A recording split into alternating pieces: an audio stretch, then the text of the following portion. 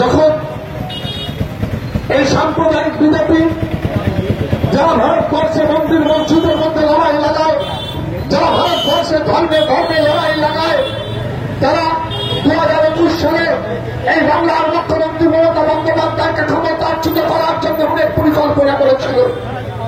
আপনারা দেখেছেন বারবার বাংলার মাটিতে প্রধানমন্ত্রী এসেছেন, স্বরাষ্ট্রমন্ত্রী এসেছেন। আমার এই বক্তব্যের মাঝে আপনার আমার সকলের প্রিয় সাংসদ কল্যাণ বন্দ্যোপাধ্যায় এখানে এসে উপস্থিত হয়েছেন। কল্যাণ বন্দ্যোপাধ্যায় স্বাগতম, কল্যাণ বন্দ্যোপাধ্যায় স্বাগতম। আপনার নেতা আমার নেতার প্রিয় প্রার্থী কল্যাণ বন্দ্যোপাধ্যায় স্বাগতম, ফুরফুরা কল্যাণ বন্দ্যোপাধ্যায় স্বাগতম। আমার নেতা তোমার নেতা কল্যাণ বন্দ্যোপাধ্যায় স্বাগতম, তোমার নেতা আমার নেতা কল্যাণ বন্দ্যোপাধ্যায় স্বাগতম।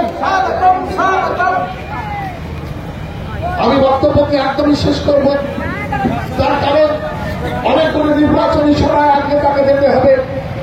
একটু আগে আরামবাগের ঐতিহাসিক জনসভায়, সেই আরামবাগের ঐতিহাসিক জনসভায় আমাদের প্রিয় জননেত্রী মমতা বন্দ্যোপাধ্যায়ের সাথে তিনি নির্বাচনী সভা সেরে তিনি আপনাদের ফুরফুরায় এসেছেন আজকের নির্বাচনী সভা।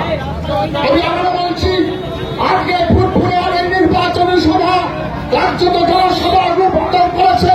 রাস্তার ডান দিক, রাস্তার বাদিক, রাস্তার সামনে সমস্ত কিছু ভরে দিয়ে প্রমাণ করে দিয়েছে যে ফুরফুরায় দাঁড়িয়ে উন্নয়নী শেষ কথা বলবে, সম্প্রীতির শেষ কথা বলবে মমতা বন্দ্যোপাধ্যায় এবং তৃণমূল কংগ্রেসী এখানে উন্নয়নের কথা বলবে।